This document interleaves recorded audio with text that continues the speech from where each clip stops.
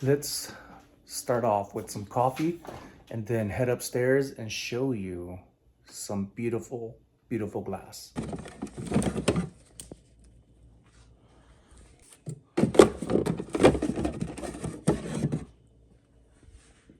We have this froth maker that we got on Amazon probably over a year now. There's a little frother type of spring around there. It doesn't spring anywhere. It just looks like a spring to me, and it spins around. There's different types of setting. You could also use it. This is for hot and cold.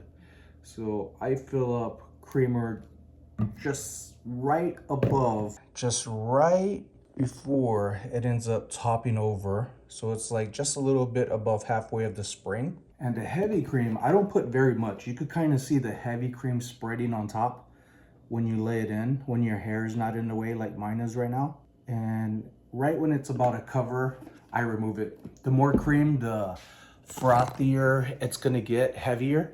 So the settings on the top, power button on the bottom to get it started. And that's all it does. Now to make some coffee, and we're gonna be hitting up the vanilla macadamia nuts.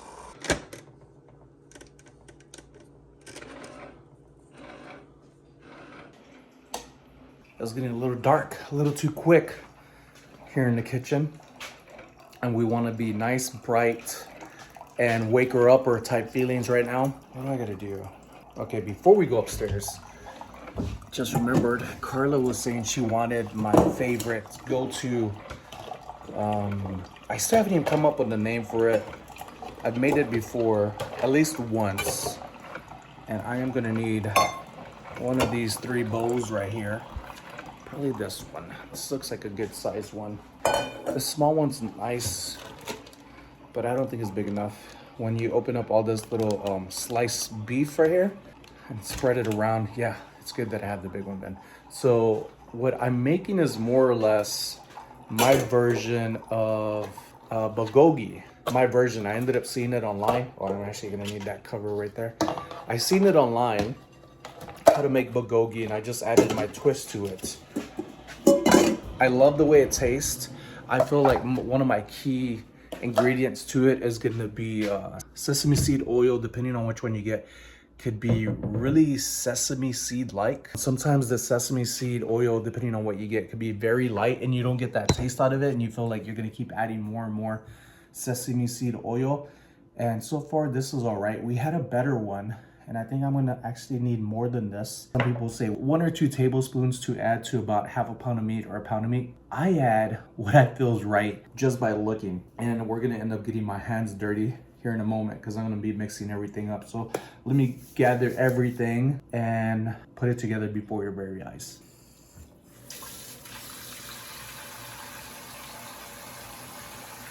We're about to make the magic happen. Had a really good power nap of, what time is it? It's 1:40 already. Carla should be waking up like a little before 5. And this will be plenty of time for this stuff to marinate. We went over to an appointment, got home, picked up some McDonald's before coming over here. One of my favorite things from McDonald's is the sausage biscuit sandwich with cheese, no egg. But every once in a while, I'm like, okay, I'll take the egg. I don't like their eggs very much. When I make them at home, I feel like I want more of that, so I don't order something from somewhere if I know I can make it better at home. But there are some times where I order some things and I'm like, I'm gonna try it, and I'm like, I could have made this at home and saved some money. And I was just talking to Carla about that the other day, because I'm always wanting Mexican food, and I find that the Mexican food I eat here is nowhere near the Tex-Mex food that I'm accustomed to growing up. So I'm always chasing those flavors from back home. And there's no dishes like back home that, it's not like there's a crazy amount. It's just particular dishes like potato and egg, bean and bacon, carne guisada. Even the barbacoa, I would say, is like the closest thing that you can't really change the flavor too much of. And everybody tastes the same, which is a good thing. Everybody's menudo is different. I'm not disappointed in the Mexican food. I'm just saddened by not being able to order something that I'm wanting that's back home but not here. And I haven't made carne guisada in a while. And you heard that right, carne guisada. The last time I made it, it took like around 6.5 hours to make, when it usually takes 8 hours. But the Ninja crockpot cooker cooks very fast, and it sped some things up, and it tasted amazing. But that's a lot of work. Although you mix it all up and you put it inside the crock pot and you let it do its thing, every once in a while you got to stir it. It's still a long time. And the next time I think I'm just going to end up making it stovetop. So I have this little bundle of meat right here. I'm going to be spreading it apart. They are sliced up. I love this meat. Ever since Carla bought this a while back, not the same thing. We've already bought it several times. And it doesn't last very long in our house between just Carla and myself. I don't know if my mother-in-law got to taste it yet, but it's pretty cool that Carla bragged about it to her friends when they were talking about food and does your husband, or what do y'all cook? Do y'all take turns? And how do you know, just friends being friends, just casual talk. Carla was bragging about this dish to her friends. It was like, whoa. So I don't get too much bragging about me, because you rarely hear Carla be like that. She's not a bragger, and she doesn't highlight things just because to sound cool. With this, I'm just spreading everything apart, and it doesn't take very long. So now washing my hands again, because I gotta touch the things that I need. And there's not very much ingredients, and there was something that I like to use rather than what the recipe originally called for. When I first tried to make this, I read the ingredients wrong, and I added one of the wrong ingredients to where it tasted even better compared to the second time I made it with the right ingredient.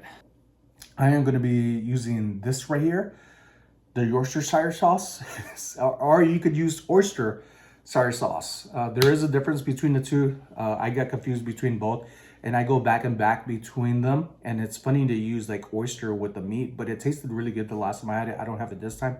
So I'll be using some of this. I'm not going to be shy with it, but I'm not going to be too aggressive with it. Nice little wetness on the inside. Black pepper we are running out of, and I love to use the black pepper in this. This does have a little top that I removed that I could just twirl it around and let the cap hold onto it and then dump it in. So I like to use a lot of this. I love the way the black pepper tastes when it's with meats. Next thing is going to be some minced garlic. We minced this at home, and I use quite a bit of this. Quite a bit. And that is a tiny spoon. Sesame seed oil. Probably going to end up using, I'm going to end up using all of this. I feel like it still needs more. Even when I throw this in a pan to cook, and I'll tell you more about, I'm going to end up looking for more sesame seed oil, maybe from another brand inside the cabinet. And I do that every time. I add more to it when I start cooking it. So right now I just have a little bit of lemon juice. Carla ended up squeezing that the other day and putting it inside this little container in the fridge. Then the last thing we're going to add is some brown sugar. It's not sand, it's brown sugar. Brown sugar always like settles and ends up being like pretty tough to break apart. I should have grabbed a spoon for this, but it's all right. So I have about that much. And that is gonna be, I left a little piece. We won't put that back in there since it's already touched my grubs.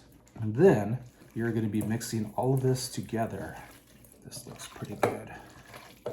You could add onion powder or whatever you want in this. I wouldn't add salt because the sesame seed oil has a really good taste. You don't want it tasting like everything else that you make, which is why you want to change up your ingredients. One of the times I tried to add salt to this, it was Himalayan salt, and that is very salty when you're crushing it up like in one of these things where you spin and it breaks apart. I added a little bit and Carla was like, this is salty. I tasted it and it was, so I was like, just leave it alone. But sometimes you want to test to see if it makes it better or not, and you don't know because you don't make like a little piece of what you're cooking separately. You cook the whole thing. Simplicity goes a long way. Carla likes to eat this with rice. I at times want to eat it with a flour tortilla. I didn't grow up off of corn tortillas. I grew up off of flour tortillas. There was always corn tortillas, but to me, corn was more for like what we call migas. You fry up corn tortillas like you would little pieces, like little triangles. You just break them apart or rip them apart, and you fry those up really good, really crunchy. Maybe not all of them, so some of them are still soft and chewy. And then you throw in the egg, just like a scrambled eggs. You mix it all up, salt and pepper. That is amazing. That makes my mouth water. Just making migas. I haven't made migas in forever, so I'm gonna be covering this up. I'm gonna be putting it in the fridge. Carla also wants gyoza, so I'm gonna be making that later. That's something that's already made. I just gotta cook it up right, steam it up, fry it up. So here's the other sesame seed oil that I'll be using when I start frying the meat up. Last thing to put up is the minced garlic. Carmen is always after this. She's always commenting, Sonny, close the pantry. You know, this is probably only the third time we've closed this pantry. Right there is probably the only third time we've closed that pantry since we got this house in 2018. The reason why, I like to leave it open because I just like seeing Tip be disciplined enough, not going through it. And it's just become our way of like having our house our way. I feel now people have ways of doing things, right? But I feel like by closing that, I feel closed in because I'm so used to that being open. I feel like there's less space for me to breathe. And that's why our house is the way that it is. And that's why your house is the way you have it. It's for your own comfort zone. But sometimes you just want to put onto others as you done to yourself, which you're comfortable in. And you got to understand that. It's not to make somebody feel bad or anything, but it is a door. It should be closed. Whew. With the elections coming up, I have been getting tons and tons of just telemarketing nonsense through text messages and calls. Like I think within this week alone time frame, it has been like so annoying. I've just been turning off my phone. Right. Where do we even begin? Let me ask y'all a question. Who all watched yesterday's video to the very end? If you did, you've seen something. And parts of these are things that I've gotten over the past few weeks. I did go sourcing a few times with Caesar. I went thrifting once. I didn't like it. Plus, I made the mistake of, so I ended up getting a new lens for my GoPro and I left the cap on it so you could hear things. You just can't see anything. Rookie mistake. But anyways, I'm going to be meeting with my friends Wednesday and asking one of them if these are Bakelite vintage bracelets. I've seen a few of these online using Google Lens and they seem to be doing good, but I want confirmation of what they are. If not, they are still amazing. Very cool. Like the design on this, the transparency within the outer ring of this, and then the inside, which I think is going to be, I'm thinking it's a mixture of acrylic and Bakelite on the inside. And I've tried rubbing it, but I don't have a really good sense of smell, as you might have noticed during our food review of the cookies with Carla. I smell like a little smoky, like this scent that comes off of it that's not like anything I'm familiar with, and I'm thinking that's what people call Bakelite, that has like this formaldehyde scent, and I don't know what that smells like. Or or that could just be the sesame seed and the garlic and everything else that I mixed earlier. I did wash my hands, but I have 3 of these, so I'm gonna use my friends getting to pick their brains on these 3 items. Keep an eye out on stuff like this. I got these for a really good price. I should have got the rest of them, but I didn't want to invest in something and then it be not what I was wanting it to be. So invest small when you're not too confident. Go all in when you know the damn thing. I have some glass here to show you. This is probably my second or third figurine of Princess House.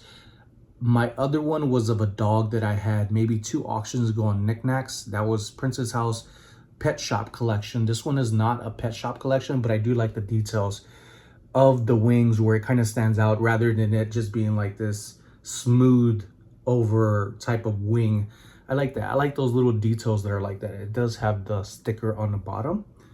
Move that over here.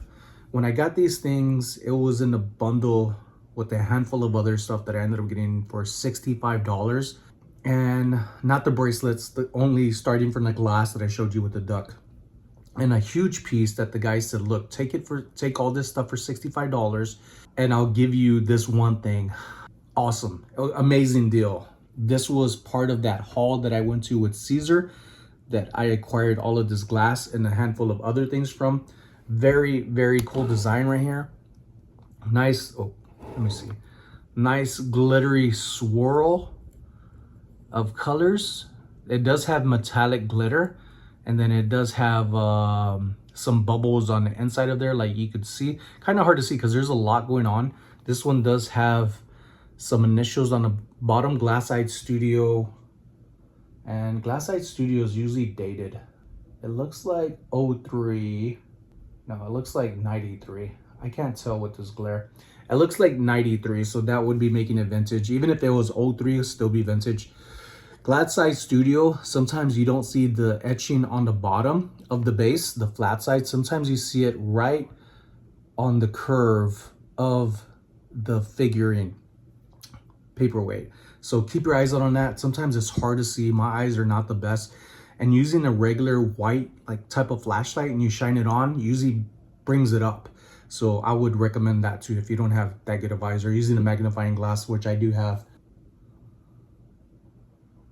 Not playing around. I love coming across these type of things when I could get them for a really good price. I've come across so much of them, but I only pick up the ones that are in the best condition. These are like without issues or anything going on other than the little subtle rubbing of the gold gill that comes off, which is pretty common, but this is a pretty solid little Egyptian glass hand blown perfume bottle. And I like that the dabber is pretty long on here, especially for how long the item is.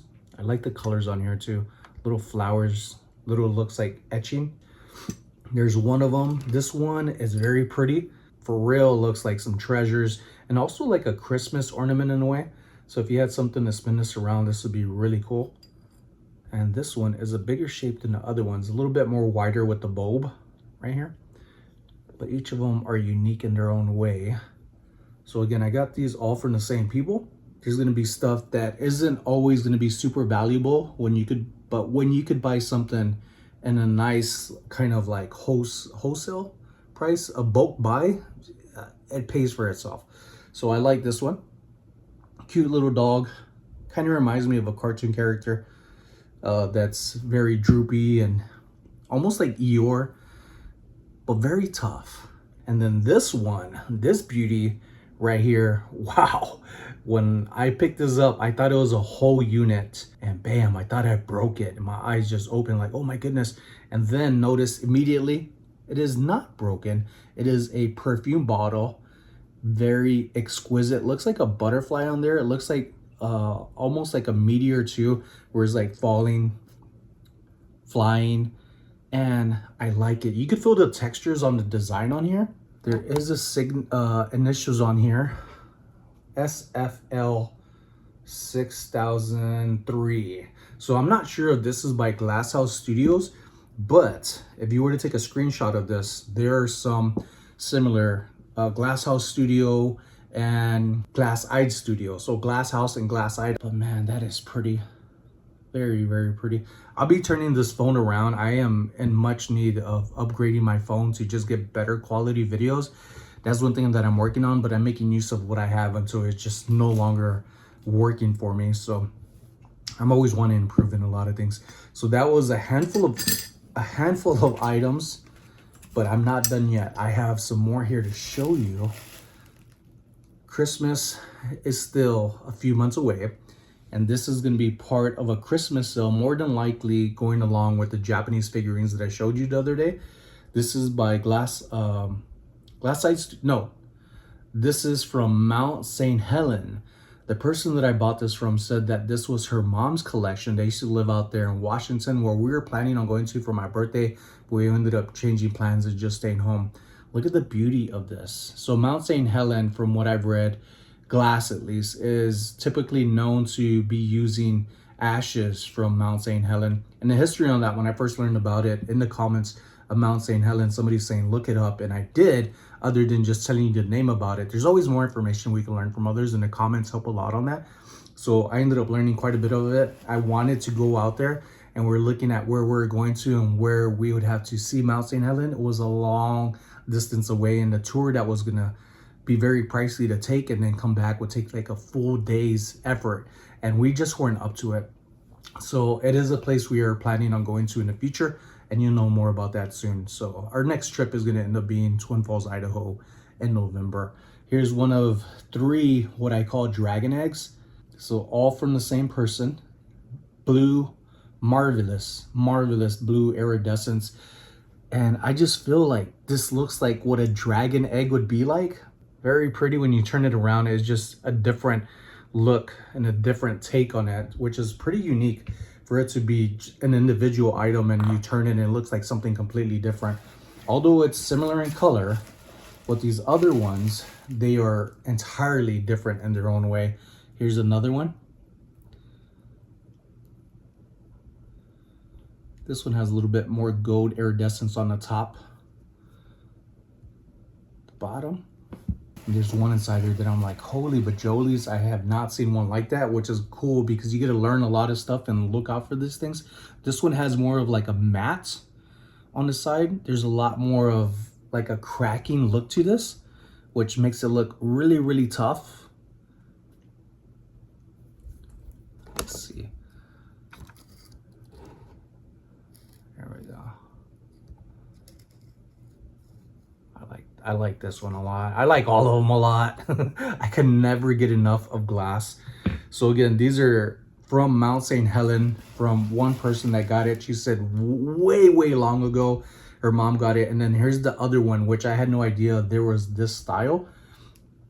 And it looks like there's a chip on there. It is not a chip. That's just part of the way the design was made. And then there are some other pieces like it on the side. And these are textured to where it kind of has like this little press in. Here's another piece right there. So I thought it was broken when I got it, and I said I'm going to get it anyways. And looking more into it, I was like, oh, it's not broken. That's just the way that it's designed. And it has a few of them throughout the outside. Always learning something new. Mount St. Helen, dated 1981. A year after my birthday, was just passed, October 11th. I love the dragon eggs, but this is probably my favorite one right here. There's something about it that I'm just like, wow. That is amazing. 5 pieces from Mount St. Helen. I also have some other things that I'm going to be listing other than this for Monday. A lot of things, as much things as I can. I might go thrifting at the nearby thrift store, which I'm excited. It's still months from now, sometime maybe early next year. There's another thrift store opening up in the Centennial area that is going to be closer to me than the Goodwill on Durango off 215. So more options, the better. People love options. And if there are things that you're looking for or want that I showed you, stay tuned for Monday, and other things that I'm going to be bringing forward to make available to you all. So thank you for following along. I hope you enjoyed all this glass. And that's just a little bit. I have more than glass, and I continue to find more beautiful stuff and learn about things, and it makes it exciting more and more every time, to where when I see glass like this, I just want to get out the door and go get more glass, and I want to find more amazing things. And I love the wow factor, but I also like little things that are very inexpensive, collectible, and something people would want. So I have a lot to learn about my customer base. When it comes to reselling things, a lot of stuff I buy, I feel like I'm buying it for myself. And I think that's what makes what I pick special, because it's something like I really hold on to that I love so much that I don't want to let it go, those are the things people want. People feel that attachment or that vibe from something and they're like, I want some of that. So I hope you want more of me in my videos. Make sure to like and subscribe, and you'll be seeing me again soon, and I'll be seeing you in the comments.